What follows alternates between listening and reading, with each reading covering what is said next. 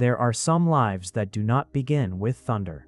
They do not open with the noise of cities, or the turning of armies, or the bright declarations of kings and statesmen. Some lives begin quietly.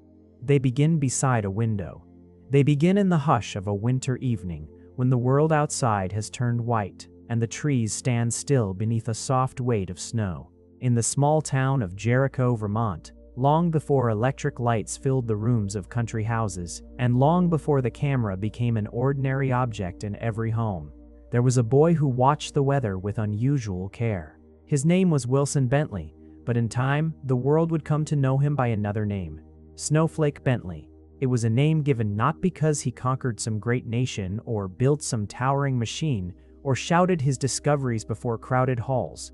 It was given because he noticed something almost everyone else allowed to vanish. A single snowflake, a tiny crystal of ice, falling from a gray winter sky. Something so small that it could rest on the sleeve of a coat. Something so fragile that one warm breath could destroy it. Something so brief that for most people, it appeared and disappeared without a thought. But Wilson Bentley looked closer. He looked with patience. He looked with wonder. And in the cold fields and quiet rooms of rural Vermont, he began to believe that snow was not merely weather. It was design. It was geometry. It was a kind of silent art, falling from the clouds in billions of delicate forms. Each flake arrived for only a moment. Each one carried its own shape, its own branches, its own tiny architecture. And then, almost as soon as it came, it was gone, melted on a mitten, lost on a windowsill, blended into the white surface of the ground. For most of human history, this was simply the nature of snow. It fell. It covered the earth. It softened roads, fields, rooftops, fences, and forests. Children played in it. Farmers endured it. Travelers struggled through it. Poets admired it. But very few people truly saw it. Wilson Bentley wanted to see, not quickly, not casually, not from a distance. He wanted to see snow as it really was before it disappeared, and so his life became a quiet act of attention. Imagine, for a moment, a Vermont night in winter. The farmhouse is still. A small lamp burns inside. Outside, the dark fields stretch away beneath a pale covering of snow, and the air is so cold that every sound seems softened. The roof of the barn is white. The bare branches of the trees hold thin lines of frost.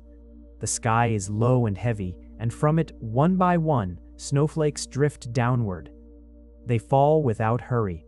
They touch the fence posts. They gather along the stone walls. They settle on the sleeves and shoulders of anyone willing to stand outside long enough to watch them. Inside the farmhouse, a young Wilson Bentley waits. He is not waiting for a visitor. He is not waiting for news. He is waiting for snow. For him, each storm is not an inconvenience, but an invitation. The colder the air, the more carefully he watches. The gentler the snowfall, the more hope rises in him, because somewhere in that storm, falling silently among countless others, there may be a crystal more beautiful than any he has ever seen, a tiny star, a frozen fern, a six-sided flower made of ice, a delicate wheel, a feathered branch, a form so fine that it seems almost impossible that nature could create it in silence, in darkness, and then let it disappear. This is the kind of beauty Wilson Bentley spent his life trying to preserve. He was born into a world that moved slowly, a world of farms, seasons, chores, weather, church bells, and long winters. There were no glowing screens, no digital images, no instant photographs shared across the world in a single second. There was only time, and there was weather, and there was the patient eye of a boy who believed that even the smallest things deserved to be seen. His story is not a story of sudden fame. It is not a story of wealth or power or public triumph. It is the story of persistence, of a person returning again and again to the same question. What does a snowflake really look like? And how can something so delicate be saved before it disappears? To answer that question, Wilson Bentley would spend years in the cold. He would struggle with cameras, microscopes, glass plates, dark rooms, and the unpredictable moods of winter storms.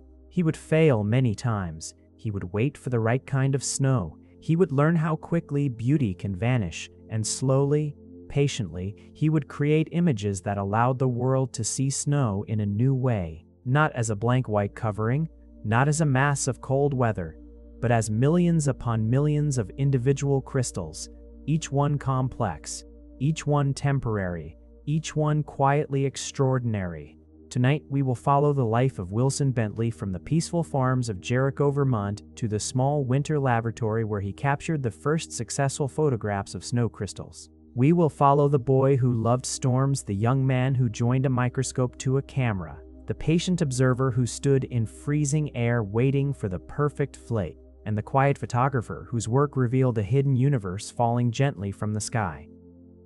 This is a story of snow, but it is also a story of attention, of learning to slow down enough to notice what the world is offering, of finding wonder not in distant places, but just outside the window. So settle in now. Let the room grow quiet. Let the day begin to loosen its hold. Picture the dark fields of Vermont, the farmhouse lamp, the cold glass of the window, and beyond it, the soft descent of snow. One flake, then another, each one falling silently through the winter air, each one carrying a small and perfect mystery. And somewhere, in the stillness, Wilson Bentley is watching. And somewhere, in the stillness, Wilson Bentley is watching. But before he became the man who watched snow with such devotion, before the camera, before the microscope, before the thousands of delicate crystals preserved on glass plates, he was simply a child in the hills of Vermont. Wilson Alwyn Bentley was born on February 9, 1865, in Jericho, Vermont. It was a small New England town set among fields, trees, stone walls, and long roads that changed with every season. In spring, the land softened. The snow pulled back from the edges of the fields. The ground grew dark and damp, and the first green shoots appeared beside fences and barns. In summer, the hills were full and warm, with grasses moving in the wind, insects humming in the afternoon, and the steady rhythm of farm work filling the days. In autumn, the leaves turned gold, red, and brown, and the air became sharper. The light changed. The evenings arrived earlier. The barns seemed warmer from the outside, and the woods around Jericho began to prepare for stillness. And then came winter. Long, white, quiet winter. The kind of winter that settled over the land, not for a single day, but for weeks and months. Snow gathered on rooftops. Ice formed along the edges of streams. Paths had to be cleared. Animals had to be fed. Wood had to be carried. Water, warmth, and food all required effort. For many farm families in northern Vermont, winter was not merely beautiful. It was work. It was patience. It was endurance. But for Wilson Bentley, winter would become something more. He grew up on his family's farm, in a world where the weather was not an abstract thing. It was part of daily life. The sky mattered. The temperature mattered. The direction of the wind mattered. Rain could shape a day. Frost could change a morning. Snow could close a road, cover a field, silence a town, and transform every familiar object into something strange and soft. A farm child learned these things early. He learned the difference between a gentle snow and a hard storm. He learned the smell of cold air before snowfall. He learned the sound of boots on frozen ground. He learned that the world was never truly still, even when it appeared silent. The barn had its own sounds. The house had its own breathing. The trees creaked softly in the wind. And in winter, beneath all of this, there was snow, falling, gathering, changing, melting, freezing again. The Bentley farm was not a place of luxury or loud excitement. It was a place of routine. Morning chores, family meals, work done because it had to be done, the turning of the year, the care of animals, the tending of land, the small duties that filled ordinary rural life in the 19th century. And yet, in such ordinary places, extraordinary habits of attention can be formed. A child who grows up close to the land often learns to notice small changes. The shape of clouds, the direction birds are flying, the sound of rain on a roof, the difference between dry snow and wet snow, the way frost forms on a window before dawn. Wilson Bentley's world was full of these quiet lessons. He did not need to travel far to find wonder. It was there in the fields, in the trees, in the morning light, in the cold glass of the window, in the strange, delicate patterns that appeared and vanished at the edge of winter. Jericho itself offered a kind of peaceful isolation. It was not a great city. It was not a famous scientific center. It was not a place where crowds gathered to hear lectures or where wealthy patrons built laboratories for young minds. It was a farming town, a place of roads, houses, churches, mills, fields, and hills, a place where life moved according to weather and season. And perhaps that was exactly what Wilson Bentley needed, because his gift was not speed, his gift was not noise, his gift was attention. He could stay with something, he could look again, he could wait, and on a farm in Vermont, waiting was part of life. You waited for spring, you waited for crops, you waited for spring to pass, you waited for roads to clear, you waited for the right weather, you waited because nature could not be hurried. This slow rhythm shaped the boy who would one day try to photograph snowflakes. Long before he understood cameras, he understood patience. Long before he studied snow crystals, he lived inside their world. The cold was not unfamiliar to him. The silence of winter was not empty. It was a presence, a quiet companion, a teacher. In the evenings, when work was done and the house settled into darkness, one can imagine the young Wilson near a window, watching the weather beyond the glass. Outside, the white fields stretched in the shadow. The barn stood dark against the snow. Smoke may have risen from the chimney and drifted into the cold air. The trees held their branches still, as if listening, and when snow began to fall, it changed everything, not with force, not with violence, but with softness. A fence rail became a white line. A stone wall became a smooth ridge. A path disappeared beneath a pale covering. The world lost its sharp edges. Even sound seemed to step back. This was the landscape that entered Wilson Bentley's imagination, not just as scenery, but as a way of seeing. He was born into a family and a place that kept him close to the natural world. His days were not separated from the seasons. He did not observe weather from far away. He lived with it. He felt it on his face. He saw it through the window. He walked through it on the way to chores. And slowly as he grew, the weather became more than something that happened around him. It became something he wanted to understand, especially snow. There was something about snow that held him. Rain fell and ran away. Fog came and lifted. Wind passed through the trees. But snow arrived with form, with structure, with mystery. It came from the sky as softness, yet under close attention. It held patterns more precise than lace. It covered the whole earth, and yet each small piece of it seemed to have its own hidden design. This was the contradiction that would fascinate him. Snow was everywhere, and yet each snowflake was almost impossible to know. The farm gave him the first part of his education. It taught him to observe. It taught him that weather mattered. It taught him that beauty could be quiet. It taught him that a person did not need to be surrounded by noise to live a meaningful life. And it gave him winters, many winters, long enough, cold enough, and silent enough for a boy to begin asking questions most people never asked. What is snow, really? What does it look like before it joins the white ground? What shape does a single flake carry as it falls through the air? And why does something so small feel so full of wonder? In the years to come, Wilson Bentley would search for answers with tools of glass, metal, and light. But the beginning was simpler than that. A boy, a farm, a Vermont winter, a quiet window, and the first slow awakening of wonder.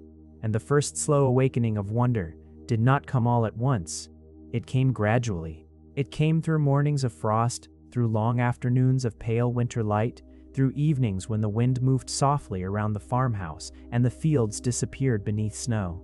For many people in northern Vermont, winter was a season to endure. It was beautiful, yes, but it was also difficult. It made roads harder to travel. It made roads harder to travel. It made work slower. It asked more from the body. The cold found its way into hands, boots, sleeves, and doorways. Water froze. Paths vanished. Chores became heavier. The simplest movement from house to barn could become a small journey through wind and snow. In winter, the world demanded patience. And in a farming household, patience was not just a virtue, it was a necessity. But for young Wilson Bentley, winter seemed to offer something that the warmer months could not. It offered quiet. It offered transformation. It offered mystery. When snow fell over Jericho, the familiar world changed. The same fields he knew in summer became smooth and pale. The same stone walls became soft white ridges. The same trees, bare and dark, appeared suddenly delicate when frost touched their branches. The barn roof gathered a clean white cover. The fence posts wore caps of snow. The hills beyond the farm faded into silver distance. Everything became slower. Everything became gentler. And to a child with an attentive mind, this quiet transformation could feel almost magical. Wilson did not need grand spectacles to be interested. He did not need noise or crowds or distant places. He was drawn to the small movements of nature. The changing sky, the mist lying low over the land, the frost on the window, the way rain darkened the earth, the way ice formed at the edges of water, the way snow arrived from above, silent and countless. He watched weather not only as something useful to know, but as something worthy of attention in itself. There is a certain kind of child who looks where others only glance, a child who pauses, a child who wonders why the window has flower-like frost across the glass, why the clouds thicken before snow, why some flakes fall in soft clumps, while others seem dry and light as dust, why ice can be smooth in one place and feathered in another. Wilson Bentley seems to have been that kind of child, quietly observant, patient, drawn to the hidden order of the natural world. He was growing up in a place where the seasons were not background scenery. They shaped life. Spring brought mud and thaw. Summer brought work, warmth, and green fields. Autumn brought color, harvest, and the first hints of cold. But winter brought silence, and silence gave room for looking. In the stillness of winter, small details became more visible. A footprint crossing a field, a line of smoke rising from a chimney, the sound of sleigh runners or boots against packed snow, the delicate fringe of frost along the edge of a window pane, the tiny stars of ice that gathered on cold surfaces before morning. And then, of course, there were the snowflakes themselves. At first, perhaps, they were simply beautiful. Small white specks falling from the sky. Something to watch from the shelter of a warm room. Something to feel on a sleeve. Something that gathered in the hair, on mittens, along the shoulders of a coat. But as Wilson grew more curious, snow became less simple. A snowstorm was not just a white curtain. It was made of pieces. Individual pieces, each one falling separately. Each one formed somewhere high above the earth in cold clouds and moving air. Each one changing as it passed downward through the atmosphere. To most people, these tiny crystals became visible only as snow on the ground, a mass, a covering, a season. But Wilson began to sense that there was more to see before the snow became part of that white surface. There was a moment before disappearance, a brief moment when a single flake could be known. And perhaps this is one reason winter held him so strongly. It was not only the beauty of snow-covered fields, it was the question hidden inside them. What are these flakes before they become snow? What form do they carry? Are they all the same? Are they different? Are they simple? Are they complex? Do they have order? Do they have design? A quiet mind can stay with such questions for a long time. And Wilson Bentley's mind seems to have returned to them again and again. The world around him gave him endless material, not in books alone, not in classrooms alone, but in the weather itself. The sky was his first ceiling of study. The window was his first frame. The fields were his first laboratory. Every winter storm brought a new lesson. Some storms arrived with heavy, wet snow that clung to branches and bent them low. Some came with fine, dry flakes that moved easily in the wind. Some began gently, with only a few drifting crystals in the air. Others filled the whole sky until the hills disappeared. There were mornings when the snow lay smooth and untouched. There were afternoons when the wind lifted it from the ground and carried it across the fields like pale smoke. There were evenings when the last light turned the surface blue, and there were nights when snow fell so quietly that the only way to know it had arrived was to wake and find the world changed. These are the kinds of experiences that can shape a person without announcing themselves. A boy watches, a boy watchers. A boy grows used to the long patience of weather, and slowly he begins to see beauty not as something rare and distant, but as something near, temporary, and easily missed. Wilson Bentley's love of winter was not the love of someone trying to escape the cold. It was the love of someone willing to meet it, to stand near it, to observe it, to understand it. He would have known the discomfort of winter, of course, the sting of cold air, the ache of chilled fingers, the difficulty of working in freezing weather, the inconvenience of snow where roads and paths were needed. But wonder does not always remove difficulty. Sometimes it lives beside it. The same winter that made farm work harder also gave him the object of his life's devotion. The same cold that froze the land preserved the delicate crystals he wanted to study. The same storms that closed roads opened a hidden universe. In this way, winter became both obstacle and gift. It asked endurance from the body, but gave beauty to the eye. It slowed the world down, and in that slowness, Wilson Bentley learned how to look. There is something deeply peaceful in imagining him as a boy in Jericho, surrounded by the steady life of the farm, yet inwardly drawn toward the falling snow. Perhaps he stood outside longer than others wished to. Perhaps he watched the clouds with unusual seriousness. Perhaps he noticed, even then, that a storm was not one thing, but many things happening at once. Air, temperature, moisture, light, wind, ice, time. And the more he watched, the more winter became a language he wanted to read. A language written in frost, in snow, in crystals, in the white silence of Vermont fields. Years later, Wilson Bentley would become known for showing the world that snowflakes were not plain, shapeless bits of ice. They were intricate. They were delicate. They were astonishingly varied. But before he could show this to others, he first had to feel it himself. He had to become the kind of person who believed that a single flake was worth attention, and that belief began early, before the famous photographs, before the scientific recognition, before the name Snowflake Bentley.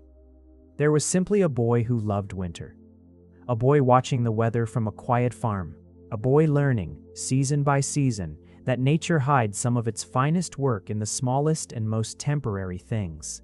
And soon, another gift would enter his life, a gift that would allow him to look even closer, not only at the fields, not only at the storms, and soon another gift would enter his life, a gift that would allow him to look even closer, not only at the fields, not only at the storms, but at the tiny worlds held inside a single snowflake.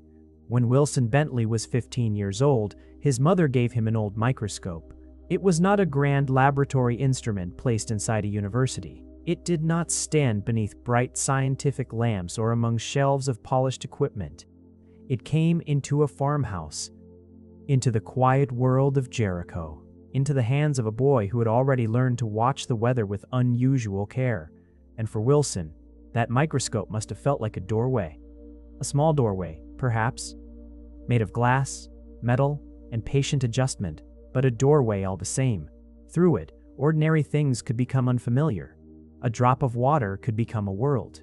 A bit of frost could reveal structure. A fragment of ice could hold patterns too fine for the unaided eye. The microscope did not create beauty, it revealed it. It allowed Wilson to understand that nature was not only vast, it was also minute. It was not only in mountains, storms, forests, and open fields. It was in tiny edges, in surfaces, in crystals, in forms so small that they could vanish before a person even realized they had been there. One can imagine him bringing the instrument near a window where winter light entered the room. Outside, the familiar farm lay beneath snow. Inside, the room was still. A table, a lamp, the cold brightness of the window, perhaps the faint sound of wind moving around the walls, perhaps the creak of the house in the cold. And there, near the glass, Wilson began to look more closely than he ever had before. The world he had known all his life started to open in new ways. Snow was no longer only the white covering over a field. Ice was no longer only something that formed in a pail, or along the edge of a stream, or across a window pane. Frost was no longer only a thin pattern appearing overnight. Under the microscope, these things became intricate. They became ordered. They became strange and beautiful. The small became immense. The simple became complex. The ordinary became mysterious. For a boy already drawn to winter, the microscope must have deepened the fascination. He could now see that the snowflakes falling silently from the Vermont sky were not shapeless specks of white. They were crystals, delicate structures, tiny arrangements of ice, each one built with branches, points, angles, and spaces, each one seemingly fragile beyond belief, and yet each one formed with a kind of precision, a quiet precision, a natural geometry. When a snowflake lands on a dark sleeve or a cold surface, it may appear for only a moment. To the naked eye, it is small, almost weightless, a touch of white. But under magnification, that same flake can become a star, a fern, a wheel, a flower, a little cathedral of ice. Wilson Bentley began to see that winter was not simply covering the world. It was writing patterns across it, patterns so brief that most were lost as soon as they arrived. This realization must have changed the way he looked at every snowfall. Before the microscope, a storm might have seemed beautiful. After the microscope, a storm could seem almost infinite. Every flake falling outside the window might contain a design no one had ever seen. Every gust of wind might carry thousands of tiny forms, each one separate, each one temporary, each one impossible to hold for long. And this was where wonder became something more focused, not only admiration, not only love of winter, but study, a desire to know, a desire to preserve, a desire to show others what was hidden in plain sight. Wilson began by trying to draw what he saw. It was the natural thing to do. Before photography could solve the problem, before he joined camera and microscope together, drawing seemed like the only way to carry the snowflake from the moment into memory. So he looked through the lens. He studied the crystal. He tried to follow its branches with his eye. He tried to trace its lines, but the task was almost impossible. A snowflake is not patient. It does not wait for the hand. It does not remain still for the artist. Even in cold air, it is changing. Even when carefully handled, it is vulnerable. A small rise in temperature, a breath too close, a touch too warm, and the crystal begins to soften. Its edges blur. Its delicate branches shrink. Its perfect lines collapse. What had been a tiny star becomes a drop of water. What had seemed like a frozen flower disappears. Wilson saw this again and again. The beauty was there, then it was gone. The microscope revealed the hidden world, but it did not make that world easy to keep. It showed him the snowflake's secret, and at the same time, it showed him how quickly that secret vanished. This must have been both thrilling and frustrating. To discover a beauty so delicate, to see it clearly, to feel, perhaps, that no one else understood how extraordinary it was, and then to watch it disappear before it could be fully recorded. Still, Wilson kept looking. There is a kind of patience that begins in disappointment, a kind of devotion that grows not because the work is easy, but because the difficulty proves the value of the thing being pursued. If snowflakes lasted for hours, perhaps anyone could have drawn them. If they were large and permanent, perhaps they would not have seemed so mysterious. But their briefness was part of their wonder. Their disappearance made them precious, and Wilson Bentley was learning this slowly. The microscope did not give him an answer. It gave him a question. How could he preserve what the eye could see, but the hand could not draw in time? How could he save a form that existed only for a breath? How could he share with others the tiny winter architecture that melted before the world could notice? In that quiet farmhouse with the Vermont winter outside and the microscope near the window, Wilson Bentley crossed an invisible threshold. He was no longer only a boy who loved winter. He was becoming an observer, a student of snow, someone willing to bend close to the smallest details and ask them to reveal themselves. And each time he looked through the lens, the same truth waited for him. The world was deeper than it appeared. The snow was more complex than anyone casually walking through it might imagine. And beauty, real beauty, could be so small and temporary that it required stillness just to see it. So Wilson watched. He adjusted the microscope. He studied the crystals. He tried to draw. He failed. He tried again. Outside, the winters came and went over the hills of Jericho. Snow fell on the barn roof.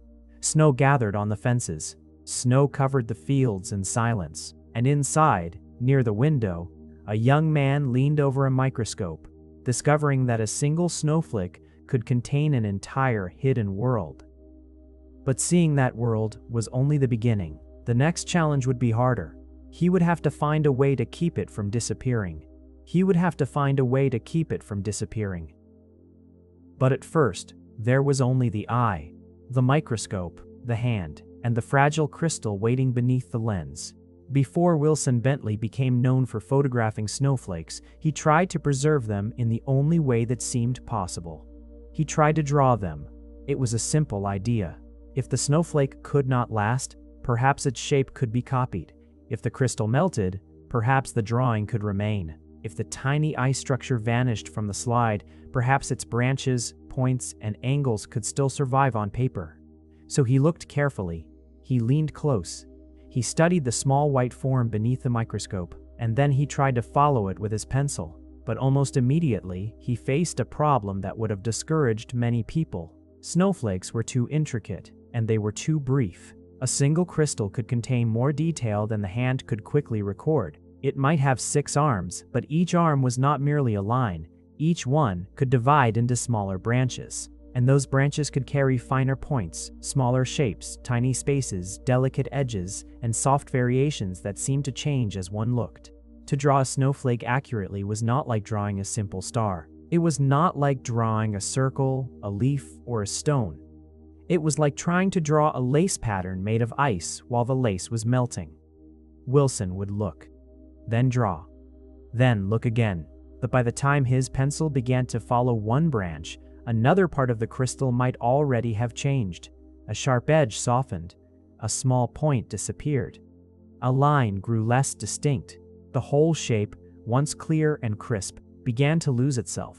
The snowflake was becoming water, and this was the quiet frustration at the center of his early work. He had found beauty. He had seen it, but he could not hold it. Not yet.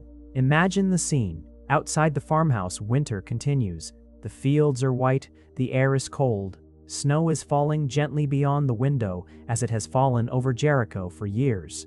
Inside, Wilson sits with his microscope and paper. Perhaps his hands are cold from collecting the flakes. Perhaps the window is near enough to help keep the air cool. Perhaps he works quickly, knowing that every second matters. He brings the crystal into view. For a moment, it is perfect. A tiny form of frozen order. A 6-sided design built by air, temperature, and water vapor. It seems almost too delicate to exist. He lowers his eye to the lens. He sees the structure. He begins. A line, then another, a branch, a smaller branch, a smaller branch, a point, a space.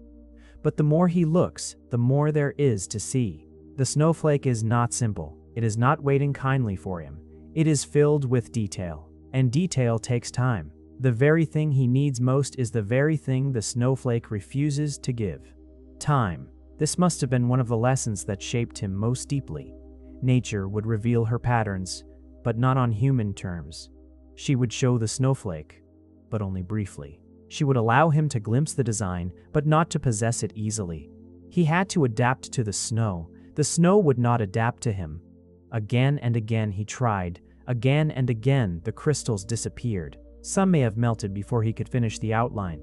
Some may have lost their sharpness before he could capture the smaller details. Some may have shifted, broken, or blurred, and some, perhaps, were so beautiful that the failure to draw them felt especially painful.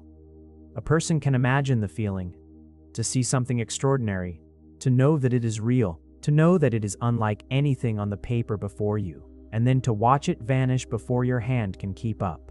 There is a special kind of sadness in temporary beauty, a sunset fading before it can be painted, a bird leaving the branch before it can be sketched, a dream dissolving after waking, a snowflake melting under the microscope. Wilson Bentley came to know this sadness well, but he also came to know something else. Curiosity can survive disappointment. In some people, failure closes the door. In others, it opens a deeper question. For Wilson, the failure to draw snowflakes did not end the work. It made the problem clearer. The snowflake was too complex for quick drawing. The crystal changed too quickly. The eye could see more than the hand could record. So the answer could not be a faster pencil. It had to be another method. But he was not there yet. For now, he remained in the difficult middle place, the place between wonder and solution.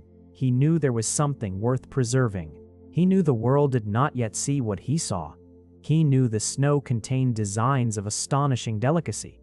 But he did not yet have the tool that could save them, and so he practiced the older discipline of patience. He watched. He drew what he could. He learned the shapes. He learned the habits of snow. He learned that some flakes were simpler, some more elaborate. Some arrived as stars, some as plates, some as branching forms like tiny trees. Some seemed almost floral. Some were broken before they ever reached him. Some were already softening. Some were perfect only for an instant. Each attempt taught him something. Even failure was not empty. Every melting crystal showed him how fast he would have to work. Every unfinished drawing showed him how much detail needed to be preserved. Every vanished snowflake deepened his respect for the thing he was trying to capture. This is an important part of Wilson Bentley's story, because his later success can make the path seem easier than it was. When we look at his snowflake photographs now, they seem calm and inevitable. Beautiful white crystals resting against a dark background, perfectly preserved, still, silent. But before those images existed, there were years of difficulty. Years of trying to translate ice into pencil lines, years of watching the subject disappear, years of learning that beauty, if it is very delicate, demands not only admiration but method. And perhaps this is why Bentley's work feels so peaceful today. Because it was born from patience, not from haste, not from conquest, not from forcing nature to perform, but from returning, again and again. The farmhouse window, the winter light, the microscope, the paper, the snow, the small disappointment, the renewed attention. This rhythm became part of him. A storm would come. He would collect what he could. He would look. He would try to record. And even when the crystal vanished, the desire remained. There was always another snowfall, another cold morning, another chance, another flake descending from the clouds with a design no one had seen before. In these early attempts, Wilson Bentley was learning something that cannot be rushed. He was learning how fragile discovery can be. He was learning that wonder alone is not enough. Wonder must be joined to discipline, to craft, to repeated effort, to the willingness to fail quietly without turning away. The boy who loved winter was becoming a careful student of its smallest forms. And slowly, through the frustration of drawing snow, a new idea began to take shape. If the hand was too slow, perhaps light could do what the hand could not. If the pencil could not preserve the snowflake in time, perhaps a camera might. A camera could catch the image all at once. A camera could hold a moment before it melted. A camera, joined to the microscope, might become the answer. But in rural Vermont in the late 19th century, that would not be simple. It would require equipment, experiment, money, encouragement, and many more failures. Still, the question had changed. Wilson Bentley was no longer asking only what a snowflake looked like. He was beginning to ask how its beauty could be saved. And somewhere beyond the frustration of unfinished drawings, the next chapter of his life was waiting. A camera, a microscope, and a dream. A camera, a microscope, and a dream. For Wilson Bentley, these three things would slowly come together. Not at once, not easily, and certainly not without disappointment. The microscope had shown him what the unaided eye could not see. It had opened the secret architecture of snow, but the microscope alone could not preserve what it revealed. The pencil had tried. The hand had tried. Patient drawings had begun, then failed, as the crystals softened and changed beneath his gaze. The snowflakes were too delicate, too complex, too brief. And so, somewhere in the quiet persistence of those failures, another thought began to form. If the eye could see the snowflake, but the hand could not draw it quickly enough, perhaps a camera could hold it. Perhaps light itself could do what the pencil could not. A photograph might take the fragile moment and keep it still. A photograph might preserve the shape before it melted. A photograph might show others what Wilson had been seeing alone, in the cold, near the window, through the lens of his microscope. But in the rural Vermont of Wilson Bentley's youth, this was not a simple wish. A camera was not a small, ordinary household object. It was not something casually carried in a pocket. It was a serious piece of equipment. Expensive, large, delicate, difficult to use, and for a farm family, such a purchase was not made lightly. Wilson had to wait. He had to hope. He had to keep the idea alive before he had the instrument to make it real.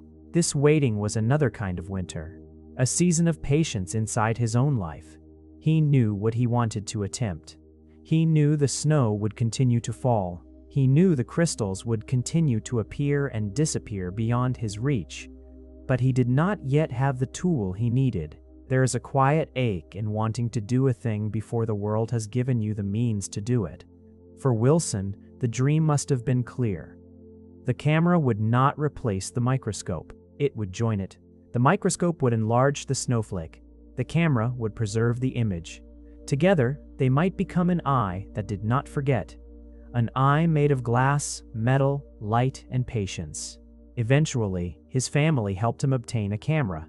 It was a significant gift, not only because of its cost, but because of what it meant.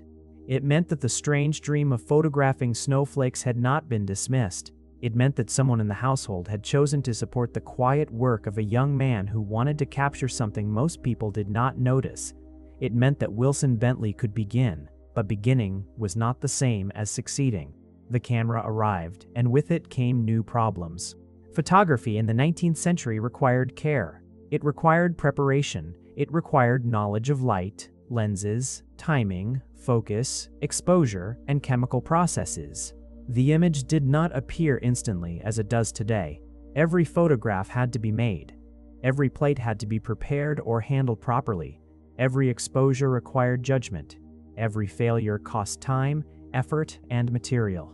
And Wilson was not trying to photograph a mountain, a building, or a person sitting still in a chair. He was trying to photograph a snowflake, a crystal small enough to vanish under a breath, a subject that could not be posed, could not be persuaded, could not be asked to remain where it was.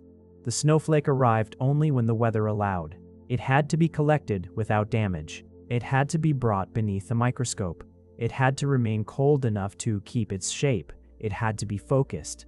It had to be lit. And then the camera had to capture it before the whole delicate structure dissolved into water. This was not merely photography. It was a race against melting. A race conducted in silence, in cold, in trial and error. Wilson began experimenting. He tried to connect the camera and microscope in a way that would allow the enlarged snow crystal to be photographed. This process was called photomicrography, making photographs through a microscope. But knowing the idea was not the same as making it work. The microscope had to show the snowflake clearly. The camera had to receive the image properly. The light had to be right. The focus had to be sharp. The exposure had to last the correct amount of time. Too little light and the image would be faint. Too much and the delicate form might be lost. If the focus was wrong, the branches blurred. If the crystal moved, the image failed. If the flake melted too soon, the photograph disappeared before it truly began. Again and again he tried. And again, the results were not what he wanted. Some images may have been too dim, some too blurred, some too late. Some may have shown only a ghost of the pattern he had seen through the microscope. Some may have failed completely. It would have been easy to stop. It would have been reasonable to decide that snowflakes were simply too small, too fragile, too difficult. Many people might have said that the attempt itself was impractical. After all, what would such photographs be for? Who needed to see the shape of a snowflake? What use was there in spending so much time on something that melted in a moment? But Wilson Bentley did not seem to measure the work only by usefulness. He measured it by wonder and by truth. The snowflakes were there. Their forms were real. Their beauty existed whether or not anyone had yet preserved it. And if something so beautiful existed, then perhaps it deserved to be seen. This conviction carried him through failure. The farmhouse became, in its quiet way, a place of experiment, not a grand laboratory, not a university room filled with instruments and assistants, but a rural workspace where one patient observer tried to solve a problem almost no one else had chosen to face. Outside, the Vermont winter continued. Snow fell over Jericho. The fields whitened. The barn roof gathered frost. The trees stood still in the cold. And inside, Wilson worked with glass, lenses, plates, and light. He adjusted, he waited, he failed, he learned. Every failed photograph taught him something. A little more about exposure, a little more about focus, a little more about how snow behaved under the microscope, a little more about how quickly he needed to move, a little more about the strange partnership between winter and machinery. This was the patient education of trial and error. No single failure ended the dream. Each failure narrowed the path. Each blurred image said, "Not this way." Each melted flake said, "Faster." Each faint outline said, "More light, better focus, colder air, another attempt." And so Wilson kept returning. This is one of the quiet beauties of his life. He did not discover snowflakes because they were easy to capture. He discovered them for the world because he was willing to stay with a difficult thing. He was willing to repeat the same careful labor when there was no promise of fame. He was willing to stand in the cold for a result that might vanish before it could be kept. There's something almost meditative in that. A person alone with a problem, a storm outside, a small instrument near the window, a fragile subject beneath the lens, a breath held, a plate exposed, a hope, a disappointment, another attempt. Days passed, storms passed, seasons passed, and slowly the dream became more practical. The camera and microscope, once separate objects, began to work together. Not perfectly, not yet, but enough for Wilson to believe that success was possible. Somewhere inside the failures, the method was taking shape. He was learning how to make winter visible. He was learning how to turn a vanishing crystal into an image that could remain. And then, after long patience, after experiments and disappointments, after all the effort of joining a camera to a microscope and asking light to remember what the hand could not draw, one winter day arrived. A cold day in January. A day that would become the quiet turning point of Wilson Bentley's life. On that day, a snowflake would fall. And this time, it would not disappear completely. And this time, it would not disappear completely. The day was January 15, 1885. A winter day in Jericho, Vermont. A day that to anyone else may have seemed ordinary. Another cold day. Another snowstorm. Another pale sky over the fields. Another morning of white roofs, dark trees, frozen ground, and quiet roads. But for Wilson Bentley, it became one of the most important days of his life. After years of looking, waiting, drawing, failing, experimenting, adjusting, and beginning again, the moment finally arrived. A snowflake fell. A small crystal of ice, formed high in the cold air, drifted downward through the Vermont sky. It passed through clouds and wind. It turned gently as it fell. It carried its delicate shape through the winter air. And then, for a brief moment, it came within reach of the one person waiting with enough patience to see it. Wilson Bentley had learned by then that there was no time to waste. A snowflake was not a stone. It was not a leaf pressed between pages. It was not a shell that could be kept on a shelf. It was a temporary thing, a design made of frozen water, held together by cold and threatened by warmth from every side. The warmth of a room, the warmth of a finger, the warmth of a binger. Even the smallest change could soften its edges and take away the very pattern he wished to preserve, so the work had to be careful. And it had to be fast. He had prepared for this. He had joined the camera to the microscope. He had learned from blurred plates and failed exposures. He had learned from crystals that melted before the image could be made. He had learned from the disappointment of seeing beauty disappear. And now, in the cold stillness of January, he tried again. Picture the scene slowly. Outside, the farm is quiet beneath winter. The sky is heavy with snow. The light is soft and gray. There is no dramatic audience.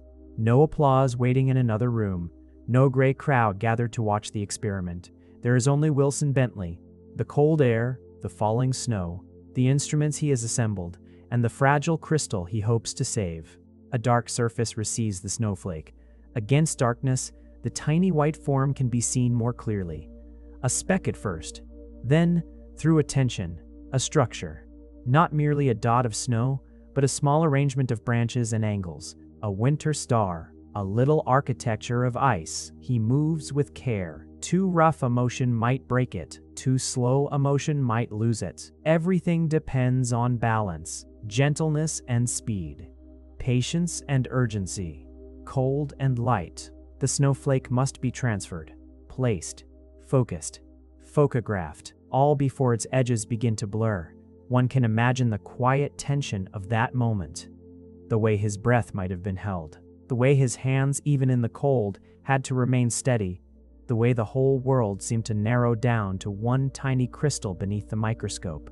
Outside, countless other flakes continued to fall, but this one mattered. This one was in the lens. This one was almost saved. Wilson looked through the instrument. He adjusted the focus. He trusted the method he had built through failure. The camera waited. The microscope enlarged the crystal. The plate was ready, and then light did what the pencil had never been able to do. It held the moment. The exposure was made. The snowflake, still vulnerable, still temporary, still destined to melt, had given its image to the camera. The crystal itself could not last. It never could. But its form had been caught. Its pattern had crossed from ice into photograph. For the first time in Wilson Bentley's long effort, the snowflake had not vanished entirely. Something remained. A negative. An image. A trace of a tiny design that would otherwise have disappeared into water. It is easy, from a distance, to imagine discoveries as loud events. A shout, a celebration, a door thrown open, a sudden announcement to the world. But this discovery was quieter than that.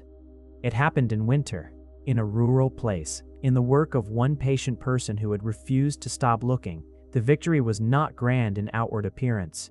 It was a quiet victory, the kind that belongs to those who have failed many times in private. The kind that is felt first, not by the world, but by the person who knows how long the road has been. Wilson Bentley later remembered the success of that first negative as one of the greatest moments of his life. And it is not difficult to understand why. He had not merely taken a photograph.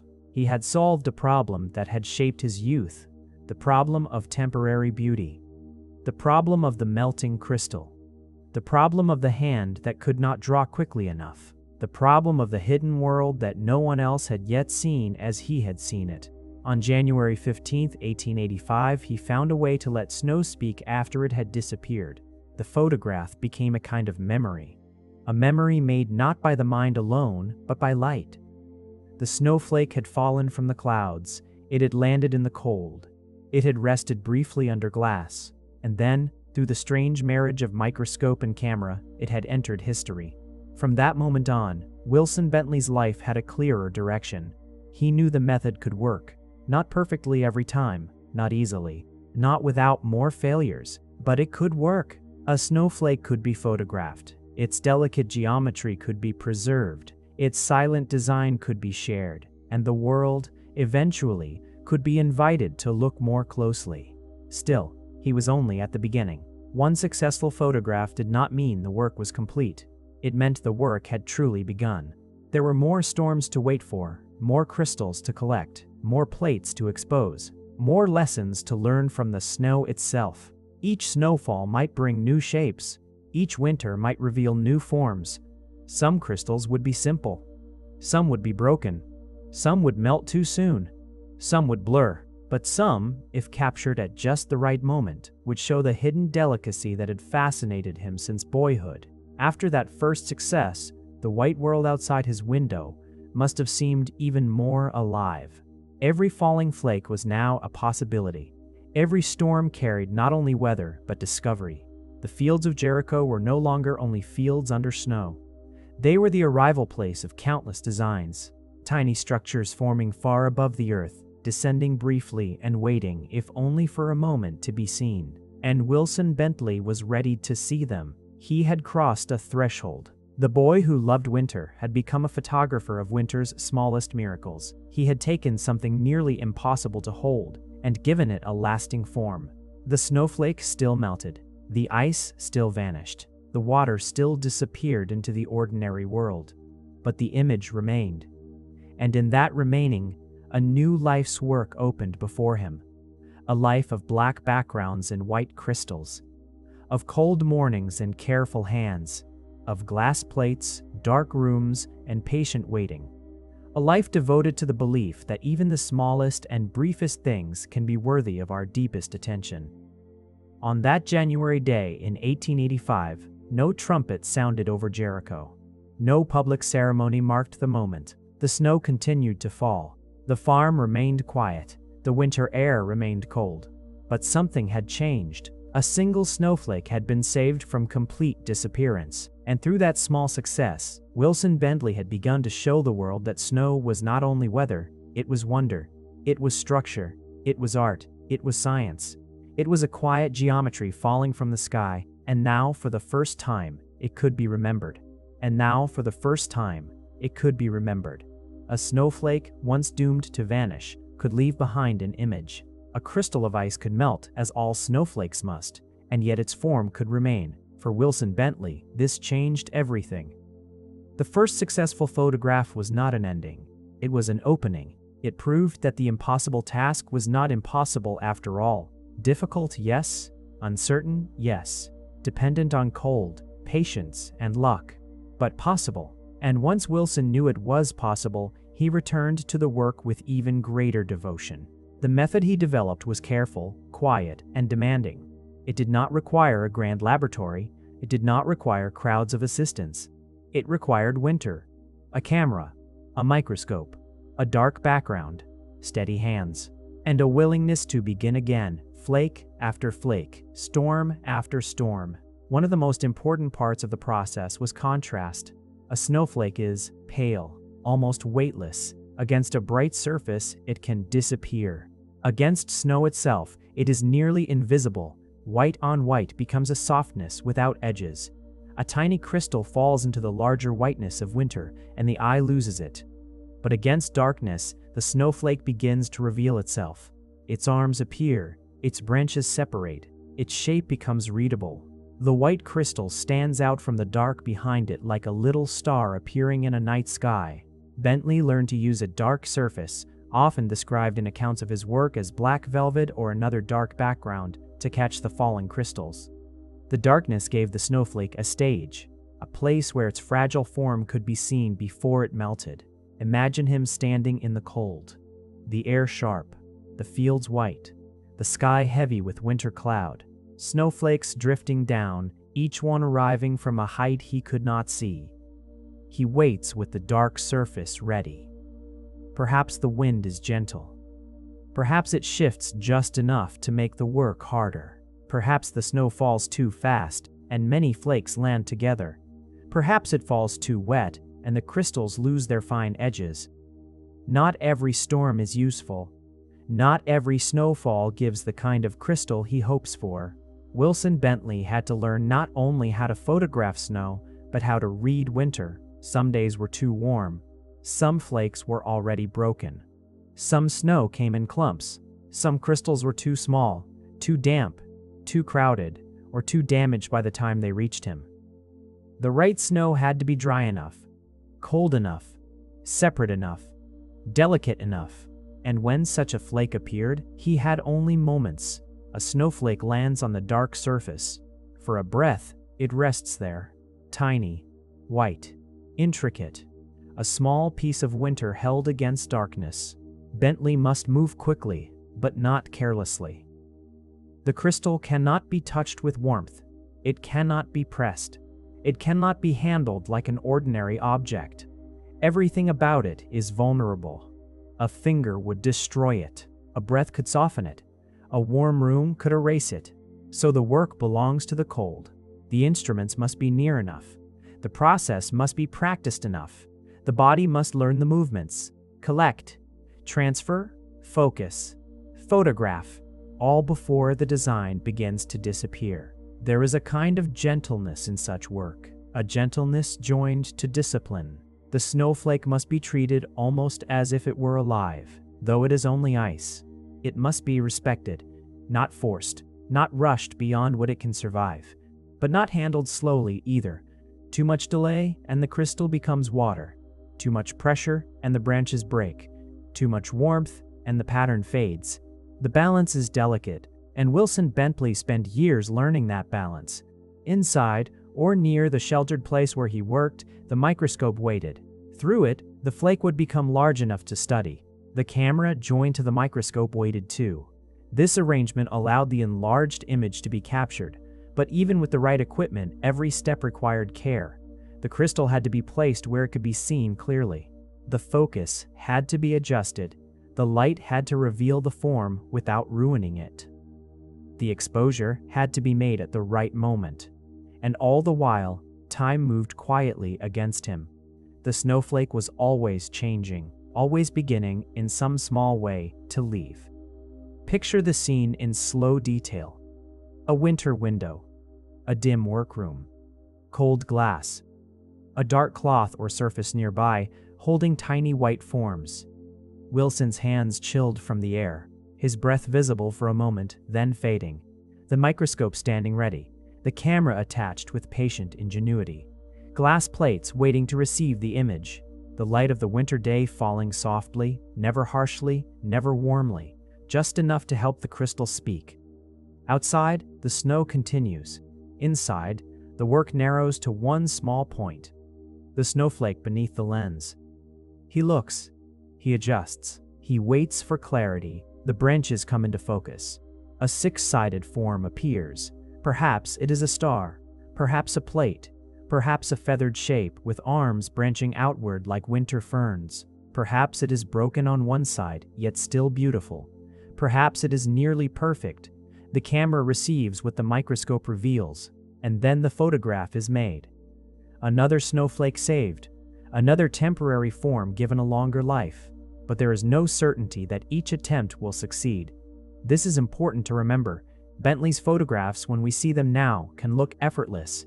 They seem still, balanced, almost inevitable, white crystals suspended in blackness, but each one is the result of many conditions meeting at the same moment. The right snow, the right cold, the right handling, the right focus, the right exposure, the right patience. Behind every clear image, there may have been many failures. Flakes that melted, flakes that broke, flakes that blurred, flakes that arrived too damaged to preserve, plates that did not capture enough detail, images that did not satisfy him. A lifetime of work is often built this way, not from one brilliant moment alone, but from thousands of quiet repetitions. A person returns to the same task, learns its moods, learns its refusals, learns what can be controlled and what must be accepted. Snow would never be obedient, it could only be met. Wilson Bentley did not command winter. He listened to it. He waited for it. He prepared himself for the hour when the right kind of snow began to fall, and when it did, he worked. The dark background became part of his language. It turned the invisible visible. It allowed each white crystal to stand apart from the whiteness of the storm. There is something almost symbolic in that. A snowflake needs darkness behind it to show its full form. Without contrast, it disappears into its own element. With darkness, it shines. So too with Bentley's work. He was giving contrast to what the world had overlooked. He was separating one flake from the endless white field. He was saying, in effect, look here, look closely. This small thing is not nothing. This small thing has form. This small thing is worth remembering. Over time, the process became more than a method. It became a rhythm of life. Winter arrived. Snow fell. Bentley watched the sky. He prepared his materials. He moved between outdoors and indoors, between cold air and careful instruments. He caught crystals on dark surfaces. He placed them beneath the microscope. He photographed them before they melted. Then he developed the images and studied what the storm had given him. Each photograph was both scientific record and quiet artwork. It showed structure, but also beauty. It offered evidence, but also wonder. And perhaps this is why Bentley's snowflake photographs still feel so peaceful. They do not merely show ice. They show attention. They show the result of slowing down enough to see what is almost always missed. They show a mind willing to give its life to the briefest details of winter. The black velvet or dark surface was not glamorous. The cold hands were not glamorous. The waiting was not glamorous. The failures were not glamorous. The failures were not glamorous. But together, these ordinary elements created something extraordinary. A way of preserving snow's hidden designs.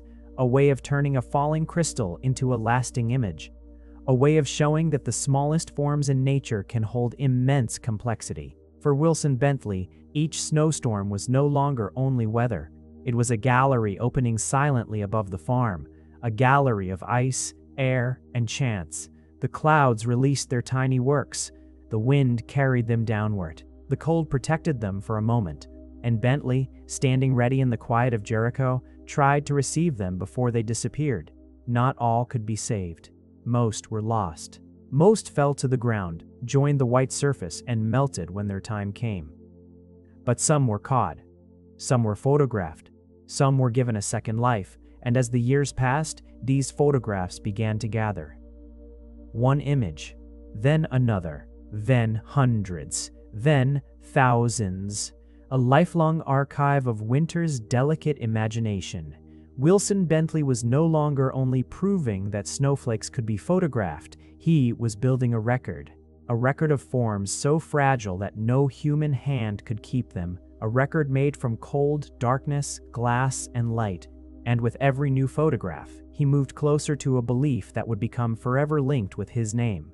The belief that among all these falling crystals, no two were exactly alike. The belief that among all these falling crystals, no two were exactly alike.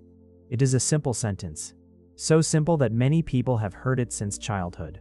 No two snowflakes are alike. But for Wilson Bentley, this was not merely a charming winter saying. It was the result of looking, again and again, storm after storm, winter after winter. He did not arrive at the idea by glancing once at the snow and making a poetic guess. He arrived there through patience, through cold mornings, through dark backgrounds, through microscopes, through photographic plates, through hundreds and eventually thousands of individual crystals studied one by one. Each snowflake came to him as a small question. What shape are you? What pattern do you carry? How do your arms divide? How wide are your branches? How sharp are your points? How are you like the others, and how are you different? The more Bentley photographed, the more the snow seemed to open into variety. There were simple forms, clean and spare. There were broad plates, thin and delicate. There were stars with 6 arms reaching outward. There were crystals that looked almost like tiny ferns. There were branching patterns that seemed to grow like winter trees. There were flakes that appeared balanced and graceful. There were others that were broken, uneven, or incomplete. Some looked like flowers, some like wheels, some like feathers, some like fragments of lace. All were made of ice. All were born from cold clouds and falling air, and yet each carried its own small identity. Bentley's photographs allowed this variety to be seen in a new way. Before his work, snow was often experienced as a mass, a white covering, a storm, a blanket over the fields, something to shovel, walk through, admire, or endure. But his images separated one flake from the storm. They asked the viewer to stop thinking of snow as one thing. They asked the viewer to see the individual, one crystal, one pattern, one brief design, and then another, and then another. When many such photographs are placed together, the effect is almost dreamlike. A gallery of winter stars, each one related to the others and yet not the same. Each one belonging to the family of snow but carrying its own variation. This is where Bentley's work becomes both scientific and poetic. Scientifically, he was gathering evidence. He was recording natural forms. He was preserving delicate ice crystals so that others could examine them. He was helping people see structure where they had once seen only whiteness. But poetically, he was doing something more. He was teaching the world to wonder. He was saying, look closer. The ordinary is not as ordinary as it seems. The snow on your sleeve may contain a design that has never appeared in exactly that way before. The white field outside your window is made of countless small arrivals, each one brief, each one intricate, each one disappearing almost as soon as it comes. In Bentley's hands, the snowflake became more than a weather detail. It became a symbol of uniqueness, a symbol of temporary beauty, a reminder that nature creates with endless variation, even in the smallest places. And perhaps this is why the phrase became so powerful: no two snowflakes alike. It speaks not only to science, but to feeling. It suggests that the world is richer than we notice, that repetition can hide difference, that what appears uniform from far away becomes astonishingly varied when seen up close. A snow-covered field may look smooth and plain, but under a microscope, it is a gathering of tiny differences. Millions of them, billions of them, each one made in silence. Each one made in silence, each one shaped by a path through cold air. Each snowflake's form depends on the conditions it passes through as it falls. Temperature, moisture, wind, the layers of the cloud, the tiny changes in the atmosphere. No two journeys through the sky are perfectly the same, and so the crystals that arrive below show that history. They carry their weather inside their shape. A flake is not only a thing, it is a record of the cold places it has passed, a record of invisible conditions, a record written in ice. This is part of what makes Bentley's work so beautiful. He did not merely photograph objects, he photographed moments. Each crystal was a moment of weather made visible. Each one was a brief autobiography of falling through the sky, and then, with warmth, it would vanish. But Bentley's camera gave those moments a second life. He gathered them patiently, one by one, a growing archive of Snow's imagination. Over time, he recorded thousands of snow crystals. The exact count is often described as more than 5,000 images across his lifetime. Not all were perfect, not all were famous, but together they formed a body of work unlike anything most people had seen before. They revealed that winter was not monotonous. It was endlessly inventive. The same sky could produce countless forms. The same storm could deliver crystals of surprising difference. The same cold that made farm life difficult could also create delicate works of natural design. Wilson Bentley looked at snow with a seriousness other people might reserve for stars, fossils, paintings, or sacred texts. To him, the snowflake deserved attention, not because it was large, not because it lasted, but because it was beautiful, brief, and real. There is a quiet humility in this. He spent his life studying something that could be destroyed by a breath, something that most people brushed from their coats without thinking, something that disappeared under boots, horses, sleighs, sunlight, and warm hands. He did not need the subject to be grand in order to find meaning in it. He found grandeur in the small. He found infinity in repetition. He found individuality in a storm. Again, we can imagine him in Jericho. The winter sky low and pale, snow falling steadily, the farm quiet under its white covering, a dark surface held ready, a crystal landing, the careful movement indoors, the microscope, the camera, the focus, the exposure, another image made, then another, then another. The routine itself becomes almost like breathing, slow, patient, devoted.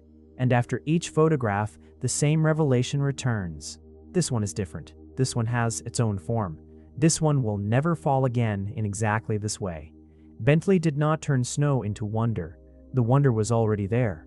What he did was make it visible. He slowed the world down enough for others to notice. His photographs invited people to enter the hidden scale of winter, to leave behind for a moment the large familiar landscape, the road, the field, the roof, the storm, and to look instead at one small crystal suspended against darkness. When seen in this way, a snowflake can feel almost impossible. How can something so fragile be so ordered? How can something so brief be so elaborate? How can the cold, silent air produce such delicate architecture? These are questions that do not need to be answered quickly. For a sleep story, they can simply be held, like a snowflake held in the mind, quietly, gently, without hurry. Wilson Bentley's life reminds us that some discoveries begin not with the desire to master the world, but with the willingness to admire it. He did not chase storms in order to defeat them. He received what they offered. He did not force snow to last. He learned how to remember it. He did not make the flakes unique. He revealed their uniqueness. And in doing so, he helped popularize one of the most enduring ideas about winter, that every snowflake is a small original, a tiny work of natural variation, a brief design shaped by its own path through the sky. The phrase would outgrow him. It would enter classrooms, children's books, winter conversations, holiday cards, science lessons, poetry, everyday speech.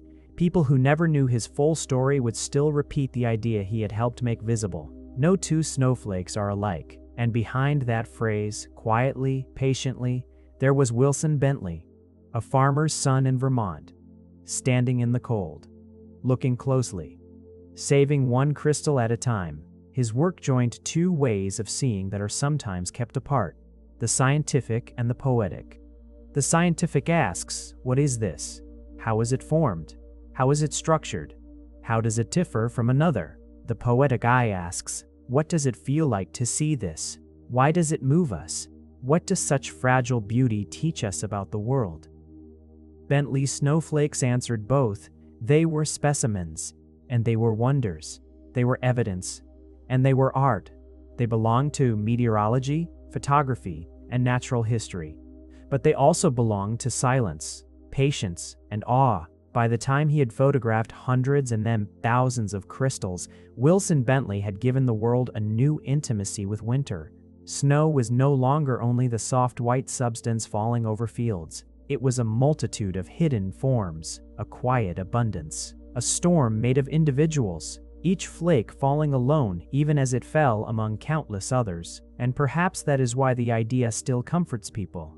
In the middle of a storm, difference remains. In the middle of great whiteness, detail remains.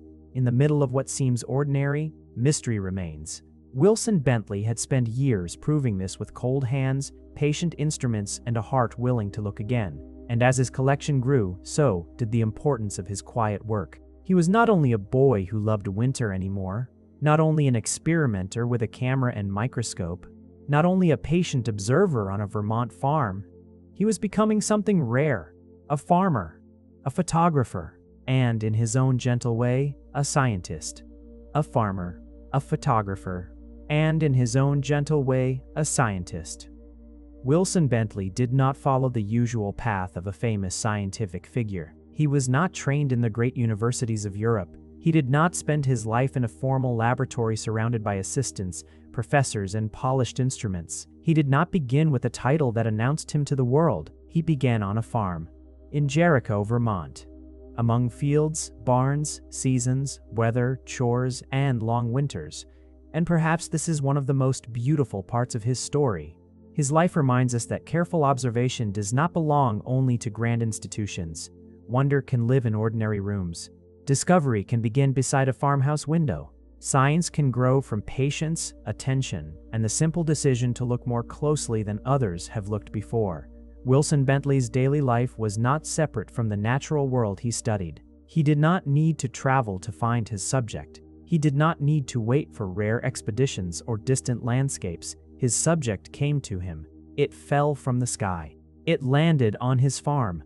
It gathered on his fences, his fields, his roof, his coat sleeves, and the dark surface he held ready in the cold. The snow was near, but nearness does not always lead to understanding. Many people live beside wonders without seeing them. Many people pass the same tree, the same road, the same hill, the same winter sky, year after year, and never pause long enough to notice what is changing. Bentley paused. That was his gift. Not only the camera, not only the microscope, not only the method, but the pause. The willingness to stop in front of what others hurried past. The willingness to say, this small thing matters. A single flake of snow, a drop of rain, a trace of frost, a cloud form, a moment of weather. For Bentley, the natural world was not background. It was a book, and he spent his life learning how to read it. During the warmer months, farm life continued. There was work to be done. The fields did not care that he was fascinated by crystals. The animals did not wait because he had ideas about photography. The seasons moved forward with their usual demands. A farm required attention of its own. Steady, practical attention. The kind that notices broken fences, changing weather, tools, soil, animals, and the needs of the household. And perhaps this practical attention helped shape the scientific attention Bentley brought to snow. A farmer learns that nature cannot be rushed. Seeds do not grow because one commands them to grow. Weather does not arrive because one wishes for it. The land does not respond to impatience. It responds to timing, care, repetition, and respect. Bentley carried these same habits into his snowflake work.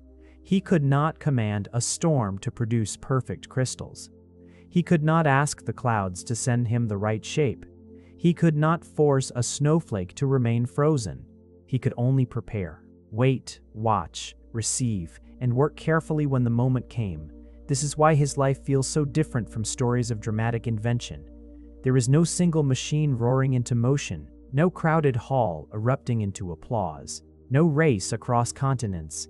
Instead, there is repetition, a winter storm, a dark background, a cold hand, a microscope, a camera, a glass plate, a failed image, another storm, another attempt, another small success. This repetition might sound ordinary, but ordinary life, joined with extraordinary attention, can become remarkable. Wilson Bentley's work was built from such ordinary moments. He woke in the same town, lived near the same fields, watched the same winters return. But he did not let sameness become blindness. Every snowfall was familiar, and every snowfall was new. Every snowflake belonged to winter, and every snowflake had its own shape. In this way, Bentley lived inside a quiet paradox. He was rooted in one place, yet he explored an endless world. He stayed close to home, yet he revealed something universal. He studied snow in Vermont, yet his images spoke to anyone who had ever watched flakes fall from a winter sky.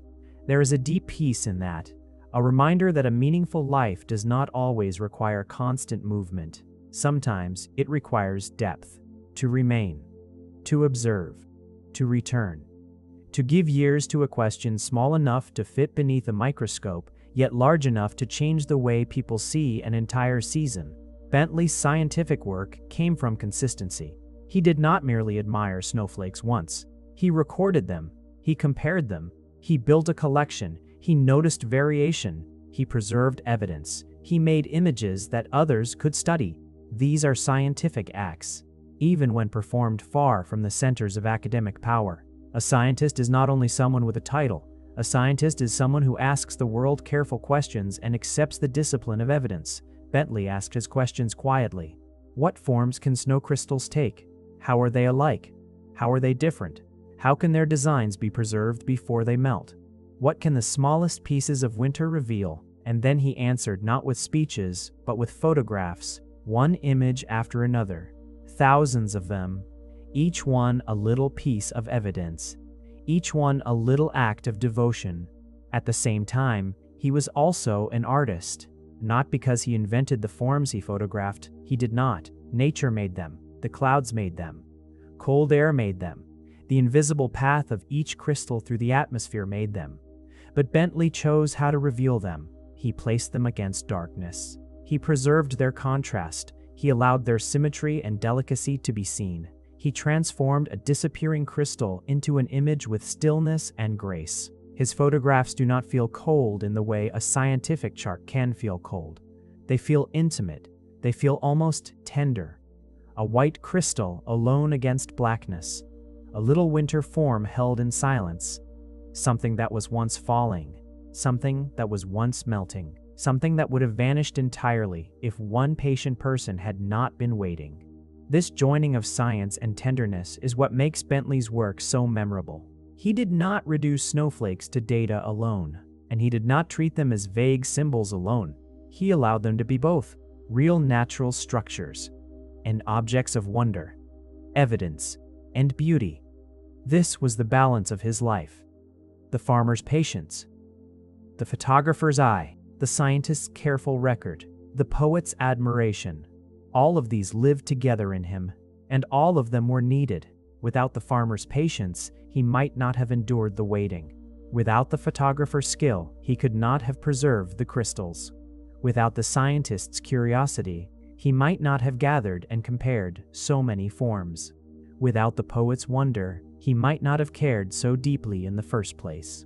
In Jericho, the seasons continued to turn. Spring came, and the snow disappeared from the fields. Summer came, and the land grew green again. Autumn came, and the hills burned with color. Then winter returned, and with winter, the work returned. For another person, this cycle might have felt repetitive. For Bentley, it was renewal.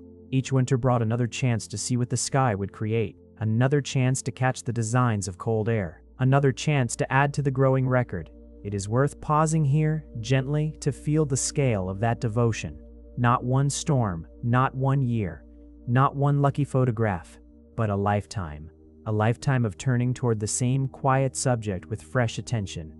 Most of us notice snow as part of a day. Bentley noticed it as a world. Most of us see the weather and then return to our thoughts. Bentley let the weather become his thought. He gave his attention to the fragile, the temporary, the overlooked, and in doing so, he made himself a bridge between ordinary life and hidden beauty. This is why his identity cannot be held by one word alone. Farmer is true. Photographer is true. Scientist is true. But none of them is enough by itself. He was a person who lived close to the earth and looked closely at the sky, a person who used practical tools to preserve delicate wonders, a person who worked outside the formal center of science, yet contributed something lasting to the public understanding of nature. He showed that discovery can come quietly, that a life does not need to be loud to be important, that a person in a small town, with patience and care, can open a door for the rest of the world. And slowly, the rest of the world did begin to notice. The photographs that began in the cold silence of Jericho did not remain there forever. They traveled outward, into articles, into scientific discussions, into public imagination. The snowflakes that once melted unnoticed on dark cloth and glass now began to reach people far beyond the Vermont farm. And Wilson Bentley, the patient observer of winter, began to be known not only by those near him, but by readers, scientists, and admirers who had never stood in his snowy fields. The quiet work was beginning to travel. The world was beginning to look. The world was beginning to look. Slowly at first, quietly. As if the attention that Wilson Bentley had given to snow was now beginning to return to him. For years, his work had belonged mostly to Jericho, to the farm, to the winter window, to the dark surface where the flakes landed, to the microscope, the camera, the glass plates, and the cold mornings when he waited for the right kind of snow. It had belonged to the silence of private effort, the kind of work that happens long before the world understands its value. But the photographs could not remain hidden forever. They were too strange, too delicate, too unlike what most people imagined when they thought of snow. To see one of Bentley's snow crystals was to feel, almost immediately, that something ordinary had become unfamiliar. Snow was no longer only the white substance that covered roads and fields. It was a universe of tiny forms. And once people saw those forms clearly, they began to understand why Bentley had spent so much of his life in their company. The photographs began to travel. Not the snowflakes themselves, of course. Those had melted long before. Their brief lives had ended in the ordinary way of ice. But the images remained. And images can travel where snowflakes cannot. They can pass from hand to hand. They can enter books. They can appear in magazines. They can be studied by scientists. They can be admired by people who have never stood in a Vermont snowstorm. Through publication, Bentley's private winter world began to open outward. His photographs and writings appeared in scientific and popular publications. Over time, his work became associated with magazines and journals such as National Geographic, Popular Science, Scientific American, and Nature. These were not small names. They were places where curious readers went to encounter the natural world, new discoveries, strange facts, scientific questions, and images that expanded the imagination. And there, among articles and illustrations, Bentley's snowflakes found a new kind of life. A person sitting far from Vermont could open a magazine and see what Wilson Bentley had seen through his microscope. A white crystal against darkness, a six-sided form, a frozen star, a delicate branching structure more precise than anyone might expect from something falling silently out of the sky. For many readers, these images must have felt like a revelation. They had seen snow all their lives. They had walked through it, shoveled it, watched it gather on windowsills, brushed it from coats and hats, but they had not seen it like this. They had not seen one flake separated from the storm, enlarged, preserved, held still, given enough space to reveal its own quiet architecture. This was Bentley's gift to the public imagination. He made winter intimate. He gave people a way to see the hidden detail inside a familiar season. And in doing so, he changed the emotional meaning of snow. Snow could still be difficult. It could still close roads. It could still make farm work harder. It could still bring cold, delay, and inconvenience. But now, snow could also be understood as a falling collection of tiny masterpieces, not made by human hands, not carved, not painted, not planned by an artist in a studio, but formed naturally, high in the atmosphere, by temperature, moisture, and movement through the air. The scientific world had reason to care about Bentley's images. They showed the structure of snow crystals clearly. They preserved forms that would otherwise have been impossible to study for long. They provided records, comparisons, examples, evidence of variety. They helped make the invisible processes of weather more visible. But the public cared for another reason too. The photographs were beautiful. This is why Bentley's work occupies such a special place between science and art. A scientist could look at the images and think about formation, symmetry, variation, meteorology, crystal growth, the conditions that shape ice in the atmosphere. An artist could look at the same images and think of lace, stars, flowers, windows of frost, the quiet imagination of nature.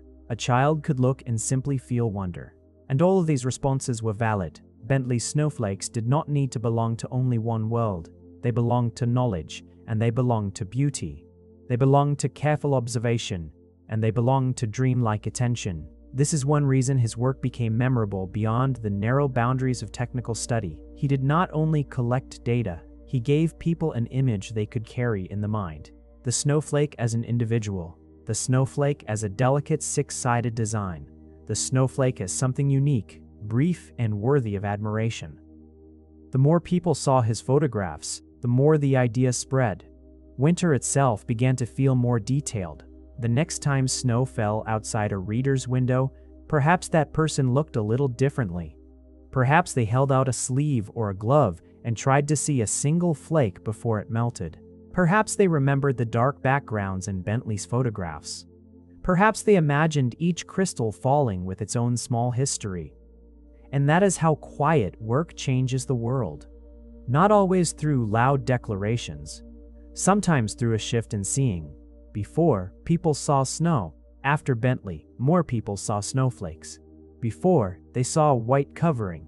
After Bentley, they imagined hidden designs. Before, they thought of winter as a season. After Bentley, they could think of it as an endless gallery of forms.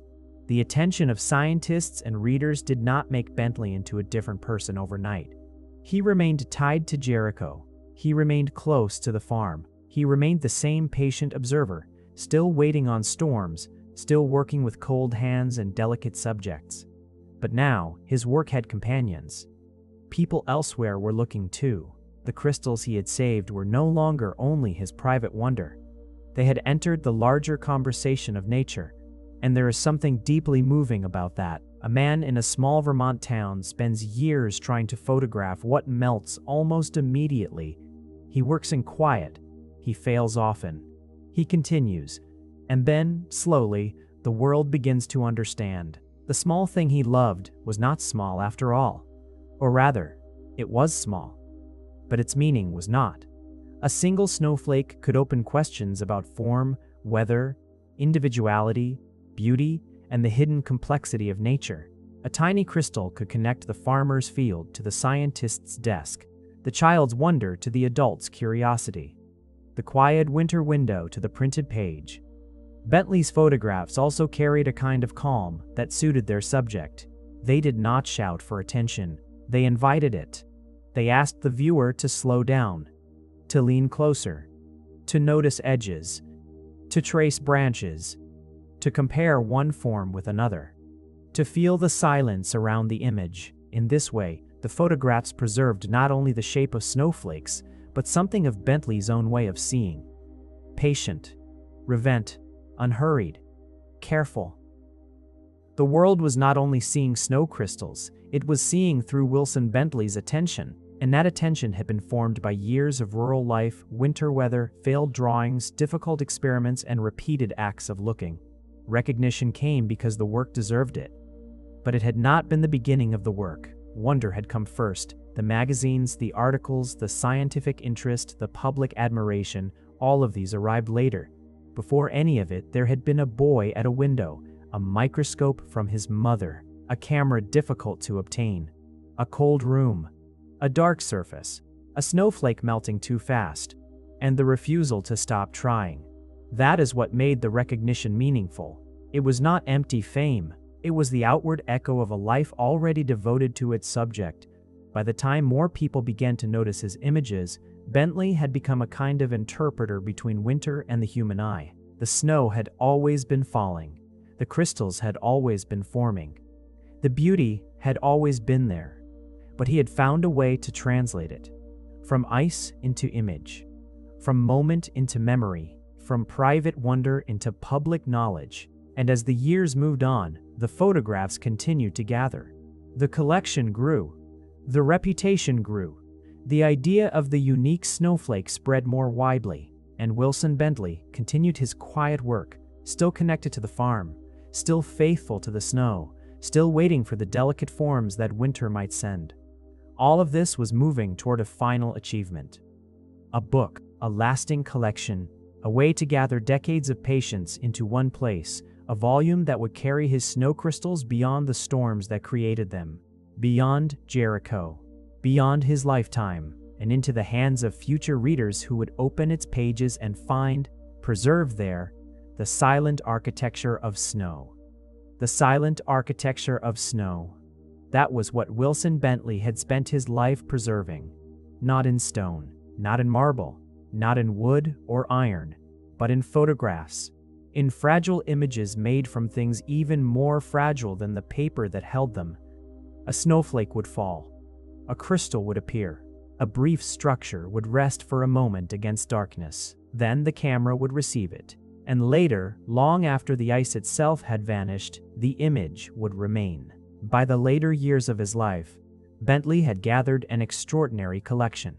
Thousands of snow crystals. Thousands of moments saved from disappearance.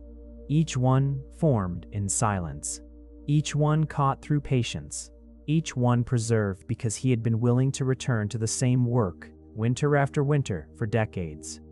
The photographs were more than a personal archive now. They had become a record of weather, a record of crystal forms, a record of the hidden variety inside snow. And slowly, the idea grew that this lifetime of work should be gathered into a book. A book could carry the snowflakes farther than magazine articles alone. A book could place many crystals together. A book could allow readers, students, artists, and scientists to turn the pages and see, one after another, the delicate forms Bentley had spent so many years collecting. It would be called Snow Crystals. The title was simple, clear, almost quiet, like the subject itself. And in 1931, near the end of Wilson Bentley's life, the book was published. It brought together his snow crystal photographs with the help of William J. Humphreys, a meteorologist known for his work in atmospheric science. In this collaboration, Bentley's patient images and Humphreys' scientific knowledge met on the page. The farmer photographer from Jericho, the meteorologist, the artist's eye, the scientific explanation, the long winters of Vermont, the broader study of weather and the atmosphere. All of these came together in one volume. For Bentley, the book represented much more than publication. It was the gathering of a lifetime of cold hands, a lifetime of careful focus, a lifetime of waiting for the right storm, a lifetime of watching beauty melt unless he moved quickly enough to save it. Imagine the weight of that. Not the physical weight of the book alone, but the weight of all the winters inside it. The dark surfaces, the glass plates, the failed attempts, the successful negatives, the quiet mornings, the flakes that vanished, the flakes that remained as images. Every page carried time, not only the time it took to make a photograph, but the years it took to become the kind of person who could make it. A person patient enough, careful enough, faithful enough. Wilson Bentley's work had always required more than curiosity. It required endurance. A storm might come at an inconvenient hour. The best crystals might fall when the air was bitterly cold. The equipment might fail. The flake might melt. The photograph might disappoint him. And yet he returned, again and again. That is what gives snow crystals its quiet power. It is not merely a book of beautiful images. It is a book of repeated attention, one crystal after another, one winter after another, one act of seeing after another. By the time the book appeared, Bentley had made more than 5,000 images of snow and ice crystals across his lifetime. That number is remarkable. But even the number cannot fully express the devotion behind it. 5,000 images means far more than 5,000 moments of success.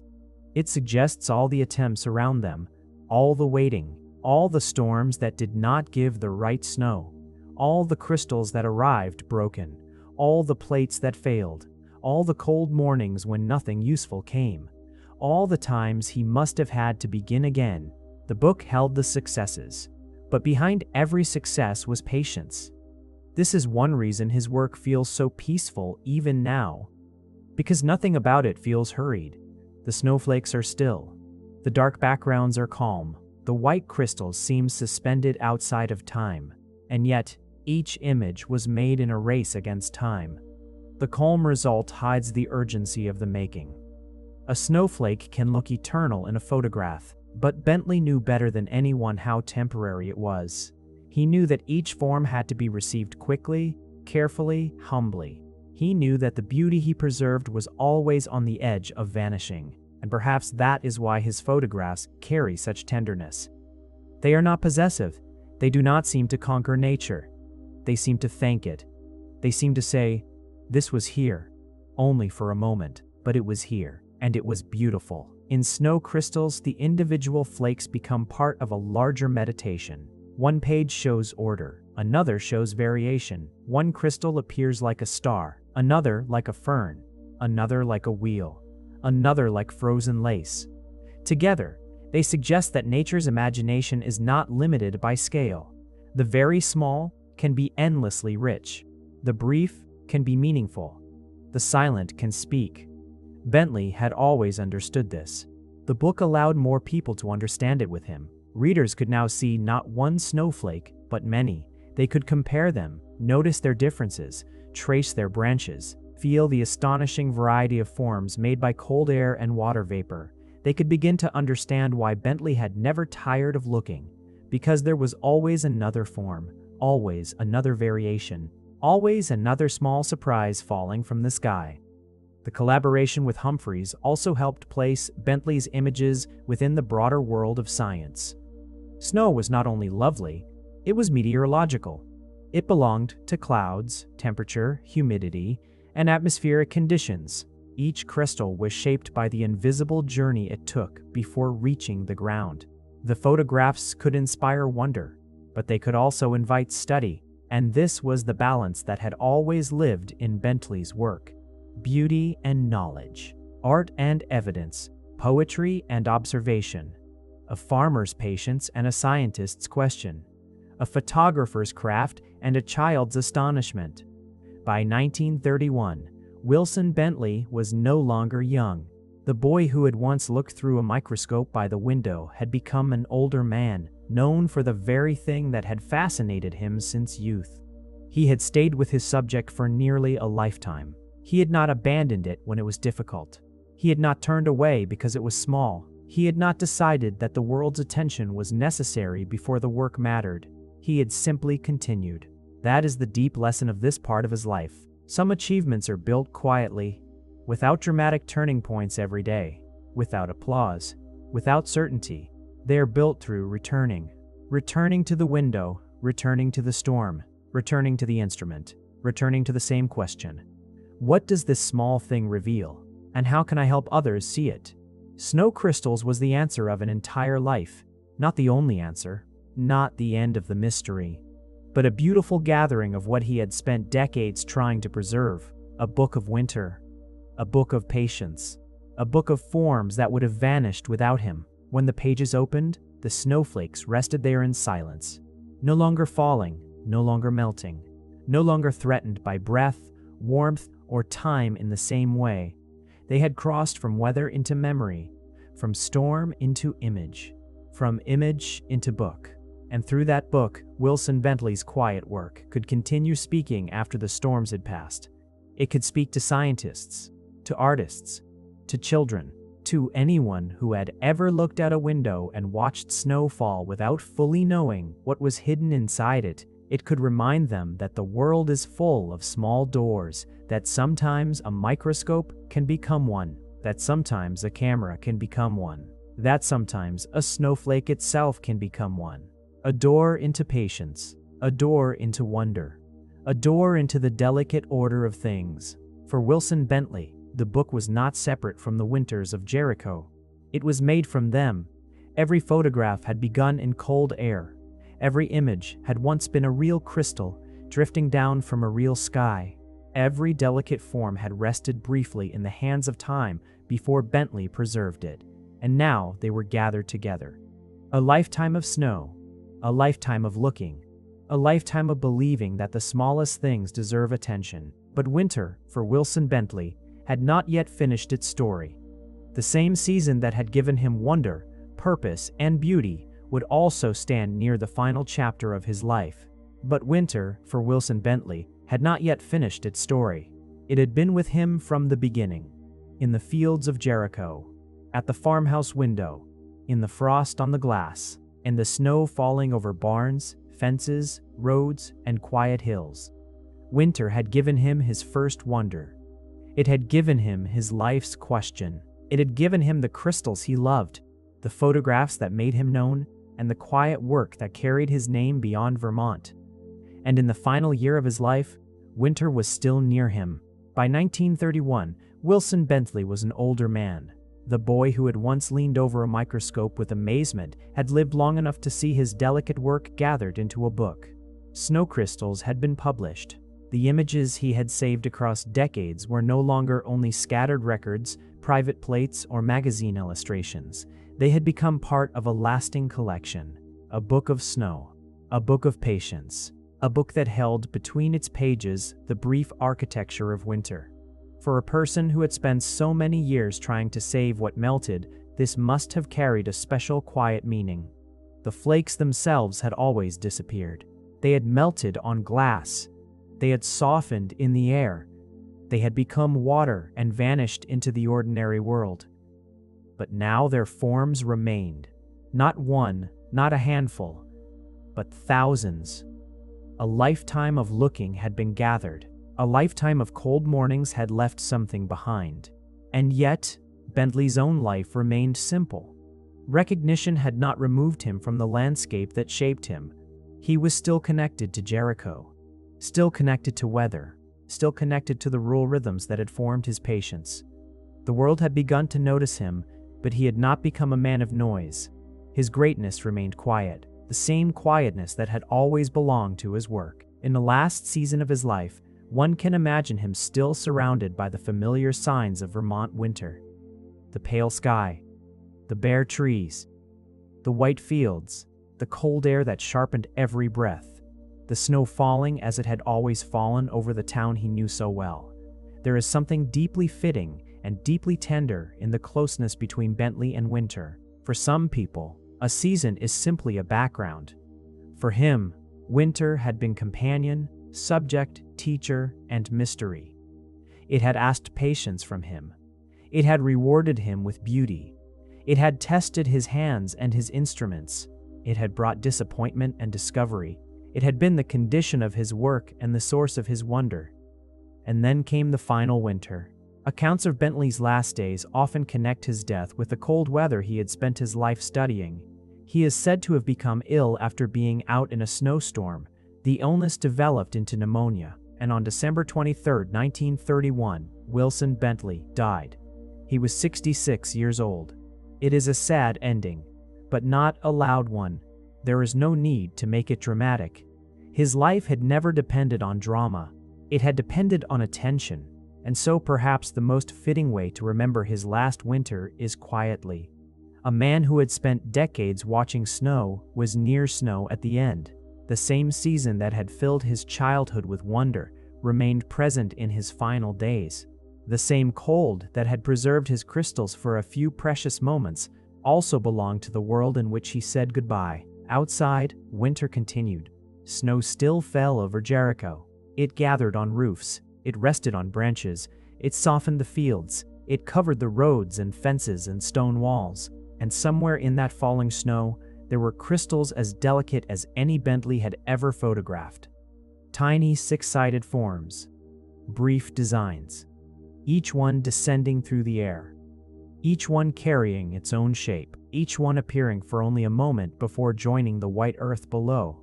Bentley was gone, but the snow did not stop, and because of him, people could see it differently. That is the strange and beautiful thing about a life devoted to attention. The person may pass away, but the attention remains. It remains in photographs, in books, in the minds of readers, in the way someone pauses at a window, in the way a child holds out a mitten during snowfall and tries to see a single flake before it melts, in the quiet thought that perhaps this tiny crystal has never existed in exactly this form before. Wilson Bentley left no empire, no vast fortune, no monument as large as the mountains. His monument was smaller, and perhaps because of that, more intimate. It was made of images, white crystals on dark backgrounds, thousands of them, each one once alive in the cold air, each one now preserved as a memory of winter's hidden design. His work reminds us that a life does not need to be large in the ordinary sense to be meaningful. It can be narrow and deep.